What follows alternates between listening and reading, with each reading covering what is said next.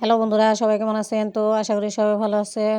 আপনাদের দোয়া এবং ভালোবাসায় আমিও ভালো আছি। আজকে শুটকি দিয়ে তারপর সবজি দিয়ে রান্না করব। তো শুটকিগুলো কেটে ধুয়ে রেখে দিয়েছি। তো প্রথমে শুটকিগুলো ভালোভাবে টেলে নেব।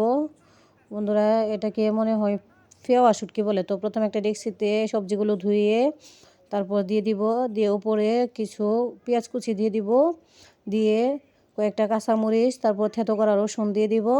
দিয়ে হলুদের গুঁড়া, পরিমাণ মতো মরিচের গুঁড়া, স্বাদ মতো লবণ দিয়ে দিব। দিয়ে উপর দিয়ে একটু কাঁচা সয়াবিন তেল দিয়ে দিব। দিয়ে তারপর পরিমাণ মতো পানি দিয়ে দিব। ঝোল যতটুকু রাখবো তারপর চুলায় বসিয়ে দিয়ে যখন বলক করে যাবে তখন ভালোভাবে নাড়িয়ে চাড়িয়ে দিব। যখন তরকারিটা হয়ে আসবে কিছুটা তখন ধুয়ে রাখা শুটকিগুলো দিয়ে দিব।